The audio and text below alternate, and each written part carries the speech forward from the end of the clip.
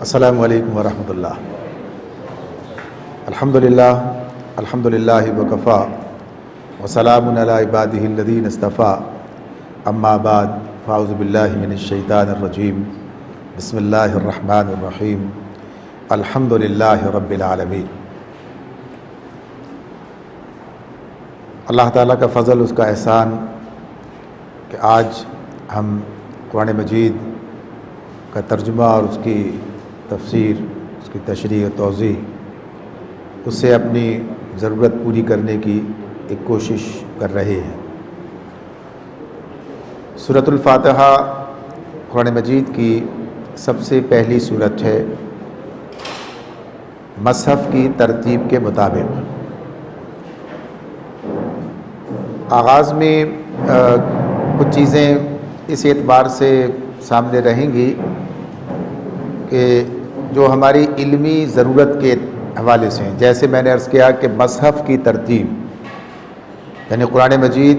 جس صورت میں اس وقت ہمارے سامنے ہے اسے ہم کہتے ہیں مصحف کی ترتیب، یعنی قرآن کی اس وقت جو ترتیب ہے اسے مصحف کی ترتیب کہا جاتا ہے۔ اور یہ بھی آپ جانتے ہیں کہ قرآن مجید کی ایک نزولی ترتیب ہے کہ قرآن مجید جب نازل ہوا ہے تو اس کی ترتیب دوسری ہے، اور یہ بات بھی تقریباً لوگوں کو معلوم ہی ہے کہ پہلی وحی جو نبی اکرم صلی اللہ علیہ وسلم پر غار حرا میں نازل ہوئی وہ اقرأ بسم ربک الذی خلق اور اس کی چند ابتدائی آیات ہوئی۔ یہ پہلی وحی ہے بالاتفاق کہ جو نبی اکرم صلی اللہ علیہ وسلم پر نازل ہوئی ہے، لیکن مصحف کی ترتیب میں یہ 30ویں سپارے میں، یعنی بالکل آخری جز میں، آخری حصے کے اندر یہ موجود ہے۔ تو یہ فرق ہے، یہ نزولی ترتیب میں یہ پہلے نمبر پر سب سے پہلی وحی، لیکن مصحف میں دیکھیں تو ہمیں یہ آخر میں 30ویں پارے میں یہ صورت نظر آتی ہے۔ لیکن سورۃ الفاتحہ کا معاملہ یہ ہے کہ سورۃ الفاتحہ کے بارے میں یہ بات کہی جاتی ہے کہ سورہ فاتحہ نزولی ترتیب کے اعتبار سے بھی مکمل صورت، یعنی پہلی مکمل صورت یہی ہے۔ ترتیب یعنی وہ آیات چند نازل ہوئی، پوری صورت سورہ علق کی نازل نہیں ہوئی، چند آیات نازل ہوئی، پھر بقیہ آیات بعد میں نازل ہوئی، لیکن سورۃ الفاتحہ جو ہے یہ پہلی مرتبہ ہی مکمل صورت کی شکل میں نازل ہوئی ہے۔ اور اس کی بڑی وجہ یہ ہمارے سامنے آ جاتی ہے کہ نماز کا معاملہ، نماز شروع ہی سے، آغاز ہی سے نبی اکرم صلی اللہ علیہ وسلم کو سکھا دی گئی ہے۔ جبرائیل علیہ السلام نے آپ کو نماز ادا کرنا سکھایا ہے، تو اس اعتبار سے یہ سورہ فاتحہ نمازیں پڑھی جاتی ہے، تو یہ سورۃ الفاتحہ پہلی مکمل صورت جو اللہ تعالیٰ کی طرف سے نازل ہوئی وہ یہی ہے۔ اور قرآن مجید کا آغاز بھی اسی صورت سے کیا گیا ہے، اور ایک شاندار آغاز ہے، اسے کہتے ہیں نا کہ آغاز اور بہت زوردار، بہت زبردست، اس لیے کہ یہ صورت اپنے اندر وہ مضامین لیے ہوئے ہے جنہیں اگر کہا جائے، جن کے بارے میں اگر کہا جائے کہ یہ قرآن مجید کا نچوڑ ہے، یعنی اس کا وہ کہیے کہ خلاصے کے طور پر اس کے جو مضامین ہیں وہ اس میں گویا جمع کر دیے گئے ہیں اس سورۃ الفاتحہ میں۔ تو یہ اس اعتبار سے ایک شاندار آغاز ہے، مختصر ہے، جامع ہے، عظیم الشان ہے۔ یہ سورت جو نبی کرم صلی اللہ علیہ وسلم کے ذریعے اس امت کو پہلی مرتبہ عطا کی گئی ہے۔ اس حوالے سے جو روایات ہمارے سامنے آتی ہیں، ابن عباس رضی اللہ تعالیٰ عنہ یہ روایت کرتے ہیں کہ ایک روز نبی کرم صلی اللہ علیہ وسلم کے پاس جبرائیل علیہ السلام موجود تھے، آپ کے پاس بیٹھے تھے کہ اوپر سے ایک زوردار آواز سنائی دی، یعنی دروازہ کھلنے کی آواز سنائی دی، اور انہوں نے اپنا سر اٹھایا اور نبی اکرم صلی اللہ علیہ وسلم کو یہ بات بتائی کہ یہ آسمان کے دروازوں میں سے ایک دروازہ کھلا ہے جو آج سے پہلے کبھی نہیں کھلا، اور اس سے ایک فرشتہ نازل ہوا ہے جو اس سے پہلے کبھی زمین پر نازل نہیں ہوا ہے۔ اس نے آپ کی خدمت میں سلام عرض کیا ہے اور کہا ہے کہ آپ کو دو نور مبارک ہوں، آپ کو دو نور مبارک ہوں جو آپ سے پہلے کسی نبی کو یہ عطا نہیں ہوئے۔ پہلا سورہ فاتحہ اور دوسرا سورہ بقرہ کی آخری 2 آیات۔ تو یہ اس اعتبار سے یہ ایک خصوصی بات ہے جو اس کے حوالے سے بتائی گئی ہے۔ قرآن مجید کے اندر بھی یہ بات ہے، نبی اکرم صلی اللہ علیہ وسلم نے بھی اس کو اور اس انداز سے بھی ہمارے سامنے رکھا ہے اور بتایا ہے، اور آپ کا ارشاد ہے اس میں آپ نے قسم کھا کے کہا، قسم اس ذات کی جس کے قبضے میں میری جان ہے، کہ سورہ فاتحہ کی نظیر یعنی اس جیسی کوئی صورت نہ تورات میں نازل ہوئی، نہ انجیل اور زبور میں، اور قرآن مجید میں بھی کوئی دوسری صورت ایسی نہیں ہے جیسی صورت یہ سورۃ الفاتحہ ہے۔ یہ ترمذی کی روایت ہے، خود قرآن ہمارے سامنے بات رکھتا ہے۔ اب دیکھتے ہیں سورہ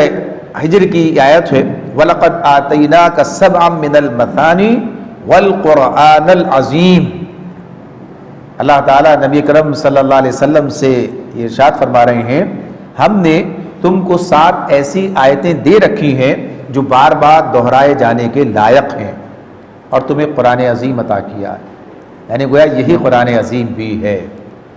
اچھا، یہ جو سبھی مثانی سورۃ الفاتحہ کو کہا گیا ہے، کچھ اور بھی شاذ کا مطلب یہ ہوگا کہ جنہیں پذیرائی حاصل نہ ہو، یعنی ایک تو ہوتا ہے کہ بہت سارے لوگوں نے ایک بات کہی ہے، ایک کسی نے اتفاق سے کوئی کچھ اور بھی بات کسی اور صورت کے بارے میں کہا گیا، لیکن اکثریت اس پر متفق ہے کہ اس سے مراد سورۃ الفاتحہ ہے، اور نبی کرم صلی اللہ علیہ وسلم کا ایک ارشاد بھی اس حوالے سے موجود ہے کہ اس سے مراد سورۃ الفاتحہ ہے۔ اب یہ جو بات اس کے اندر کہی گئی ہے کہ ہم نے تم کو 7 ایسی آیتیں دے رکھی ہیں جو بار بار دہرائے جانے کے لائق ہیں، یعنی بار بار انہیں دہرایا جاتا ہے، اور ہم دیکھتے ہیں کہ سورۃ الفاتحہ نماز کی ہر رکعت میں ہمیں پڑھنی ہوتی ہے۔ سورۃ الفاتحہ کا معاملہ جو ہے اس اعتبار سے بالکل دو ٹوک ہے اور متفق علیہ ہے۔ یہاں یہ بات بھی ہمارے سامنے رہے کہ جیسے نبی اکرم صلی اللہ علیہ وسلم نے یہ بات ارشاد فرمائی ہے، لا صلاۃ لمن لم یقرأ بفاتحۃ الکتاب، کہ جس نے سورۃ الفاتحہ نہیں پڑھی اس نے گویا نماز نہیں پڑھی، یعنی یہ سورۃ الفاتحہ کی اہمیت ہے۔ اور یہ بات بھی ہمارے سامنے رہنی چاہیے کہ سورۃ الفاتحہ کے حوالے سے یہ بات متفق علیہ ہے، متفق علیہ ہے۔ انفرادی نماز میں تو سورۃ الفاتحہ پڑھتے ہی ہیں، یہ بات تو طے ہے۔ جماعت کے ساتھ نماز پڑھنے میں وہاں تھوڑا سا اختلاف اس اعتبار سے سامنے آ جاتا ہے کہ بعض حضرات یعنی جیسے احناف جو ہیں وہ امام کی قرأت کو، امام کی سورۃ الفاتحہ کو قائم مقام سمجھتے ہیں مقتدی کے لیے بھی، کہ مقتدی کے لیے کفایت کرتی، ورنہ اس سے قائل ہے سورۃ الفاتحہ پڑھنی ہے، امام نے پڑھ لی تو اسے ان کا خیال یہ کہ یہ قائم مقام ہے، اور باقی لوگ سورۃ الفاتحہ پڑھتے ہیں، یعنی یہ کام کرتے ہیں۔ اسی کے اندر امام مالک رحمۃ اللہ علیہ کا طریقہ یہ بھی ہمارے سامنے آتا ہے کہ جب امام جہری رکعت یعنی تلاوت کر رہا ہوتا ہے، زور سے پڑھ رہا ہوتا ہے تو سنتے ہیں، اور جب وہ خاموش ہوتا ہے تو سورۃ الفاتحہ خود بھی پیچھے پڑھ لیتے ہیں۔ تو بہرحال بات یہی ہے کہ سورۃ الفاتحہ پڑھی جاتی ہے اور یہ مستقل معاملہ ہے، تو بار بار دہرائی جانے والی، جیسے کہا قرآن مجید کے اندر بار بار دہرایا جاتا ہے، تو یہ اللہ رب العالمین نے اس کے بارے میں ہمیں بتایا، لیکن اس کی یہ بات مکمل نہیں ہوتی، یہ اس کی جو اہمیت کا معاملہ ہو رہا ہے کہ جس کہا کہ وَلَقَدْ آتَيْنَاكَ سَبْعًا مِّنَ الْمَثَانِي وَالْقُرْآنِ الْعَظِيمِ، نبی صلی اللہ علیہ وسلم سے اللہ تعالیٰ یہ بات کہہ رہے ہیں۔ تو یہ جو بات ہے اگلی آیت اس بات کو واضح کرتی ہے کہ یہ بات کس تناظر میں کہی جا رہی ہے۔ ظاہر ہے کہ وہ حالات ہیں، سورہ حجر بھی مکی صورت ہے، جبکہ صورتحال یہ ہے کہ نبی اکرم صلی اللہ علیہ وسلم کے مقابلے میں لوگ کیا کیا کچھ لے کر کھڑے تھے، ان کے ساتھ مال تھا، متاع تھی، ان کے ساتھ لوگ تھے، ان کے ساتھ طاقت تھی، یہ سب چیزیں ان کے پاس تھی۔ تو اللہ تعالیٰ نے اس تناظر میں یہ بات بتائی ہے کہ ہم نے آپ کو یہ صورت عطا کی، جو 7 آیتیں عطا کی ہیں، اور ان کے پھر آگے کہا اگلی آیت میں، تو اس سے اگلی سورہ حجر کی آیت 88 ہے، لا تمدن عینیک الی ما متعنا به ازواجا منہم ولا تحزن علیہم واخفض جناحک للمؤمنین۔ وہ اللہ ہی ہے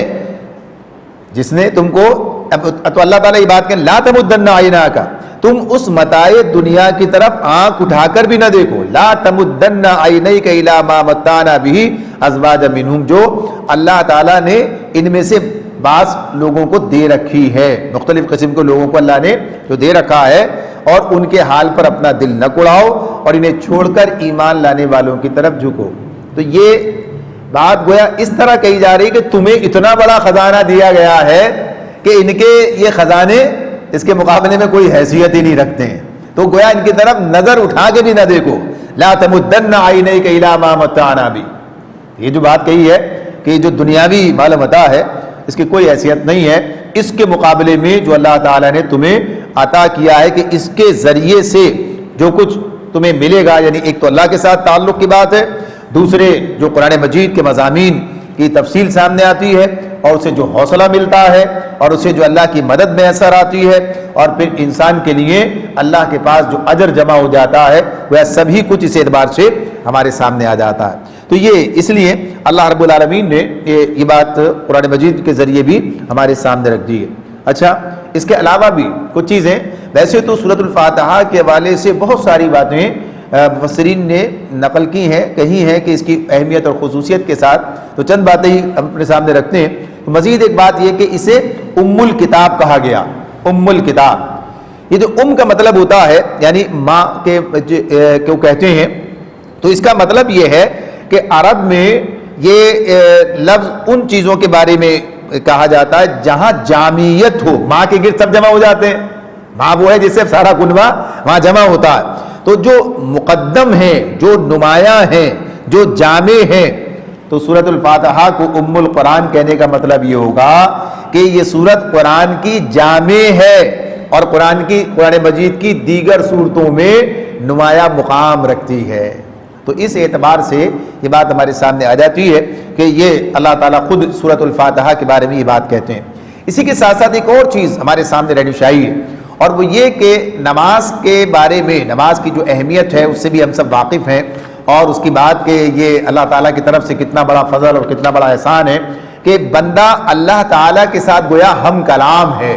یعنی سورۃ الفاتحہ کے ذریعے سے ہی یہ بات ہمارے سامنے۔ تو صحیح مسلم کی ایک روایت ہمارے سامنے اس طرح سے آتی ہے کہ نبی اکرم صلی اللہ علیہ وسلم نے یہ بات ارشاد فرمائی،